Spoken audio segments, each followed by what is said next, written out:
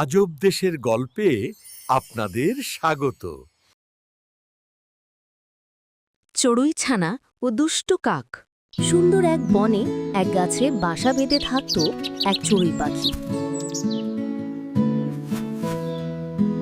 চড়ুইয়ের গাছের সামনের গাছে থাকত এক কাক।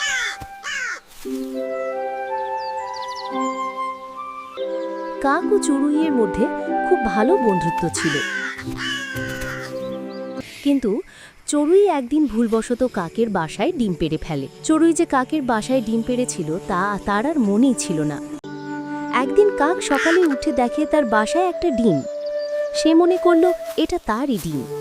এমনিভাবে বেশ কিছুদিন কেটে গেল। কাক আর চড়ুইয়ের দুজনেরই দুটো করে ছানা হলো। কিন্তু কাকের বাসায় একটা কাকের ছানা হলেও আরেকটা ছিল চড়ুইয়ের ছানা। এই দেখে কাক ভীষণই অবাক হয়ে গেল আর বলল, চড়ুই বোন, দেখো, আমার বাসায় এক অবাক করা ঘটনা ঘটে গেছে। কাকের কথা শুনে চড়ুই কাকের বাসায় আসলো আর দেখলো কাকের বাসায় একটা কাকের ছানা আর আরেকটা ছানা দেখতে ঠিক তার ছানার মতো। তখন চড়ুই কাককে বলল, কাক বোন, তোমার বাসায় আমার ছানার মতো দেখতে ছানা কোত্থেকে এলো? এই এই এই আশেপাশে একমাত্র চড়ুই পাখি তো আমিই থাকি। এটা যখন তোমার বাসায়, এটা তো আর আমার ছানা হতে পারে না। তাহলে তোমার বাসায় চড়ুই ছানা কোত্থেকে এলো? মনে হয় এটা তোমারই ছানা, কিন্তু ভুলে আমার ছানার মতো দেখতে হয়। চড়ুইয়ের কথা শুনে কাকের মন খারাপ হয়ে গেল। শেষমেশ কাকের বাসায় কিনা চড়ুইয়ের ছানা হলো। এখন সে অন্য কাকদের কাছে তার মুখ কিভাবে দেখাবে? এ কথা ভেবে ভেবে কাক মন খারাপ করে সেখানেই বসে থাকলো। এমনিভাবে বেশ কিছুদিন কেটে গেল। কাক তার মতো দেখতে ছানার জন্য খাবার নিয়ে আসলেও চড়ুইয়ের ছানার মতো দেখতে ছানার জন্য কোনো খাবার নিয়ে আসে না। কাক সবসময় চড়ুইয়ের ছানার সাথে খারাপ ব্যবহার করত আর তার ছানাকে অনেক আদর করত। কাক একদিন চড়ুইকে ডেকে বলল, চড়ুই বোন, আমার এই ছানাটা যেহেতু তোমার ছানাদের মতো দেখতে, তাই তুমি বরং তোমার ছানাদের সাথে এই ছানাকে বড় করো।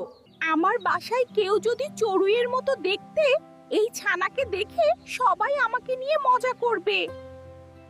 কাকের এমন কথা শুনে চড়ুই বলল, আমার ছানাদেরকেই তো আমি ঠিকমতো খাবার দানা খাওয়াতে পারি না, আবার এই ছানাকে নিয়ে আমি কি করব?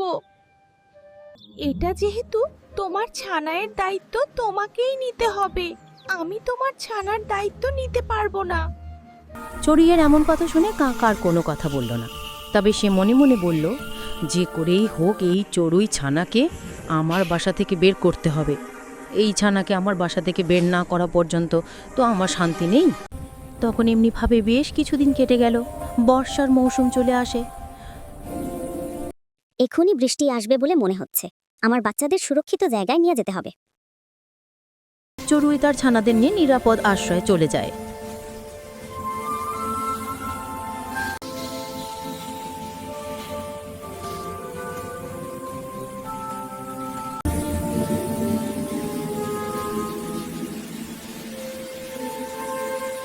কাক তখন মনে মনে ভাবে, এই সুযোগ, ওকে রেখে যায়। বৃষ্টির মধ্যে বেঁচে থাকলে থাকবে, না থাকলে মরুককে, তখন আমাকে কেউ কিছু বলতে পারবে না। এই ভেবে কাক তার মতো দেখতে ছানাকে নিয়ে সেখান থেকে চলে যায়।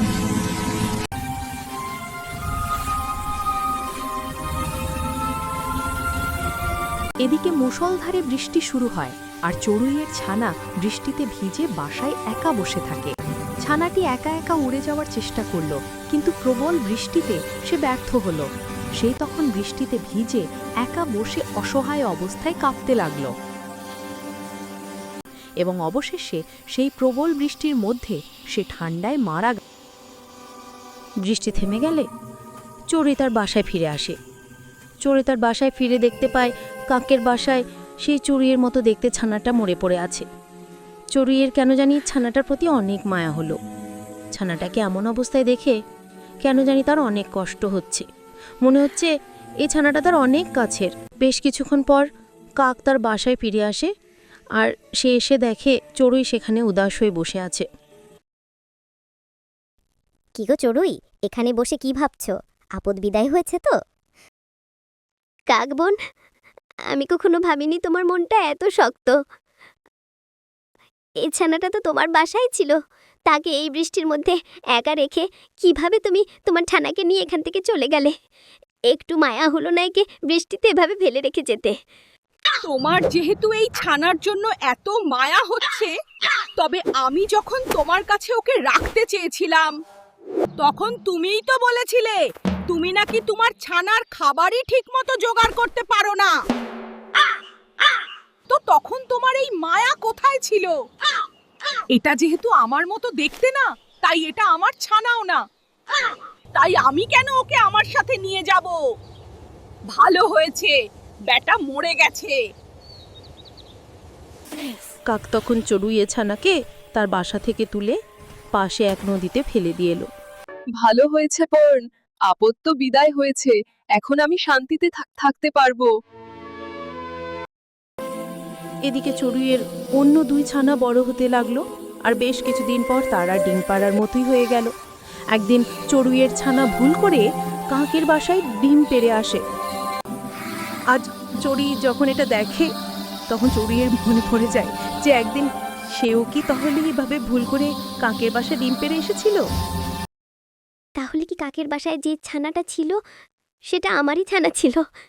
এটা আমি কি করলাম? আমার নিজের একটা ভুলের জন্য নিজের ছানাকে এত কাছে পেয়েও আমি চিনতে পারিনি। আমার সামনে আমার নিষ্পাপ ছানাটা এভাবে মারা গেল, আর আমি মা হয়েও আমার ছানাকে বাঁচাতে পারলাম না। আমি কি করলাম? তাই তো ছানাটা যখন মারা গেল আমার কত কষ্ট হয়েছিল। চড়ুই তখন তার ভুলের জন্য অনেক অনুতপ্ত হলো।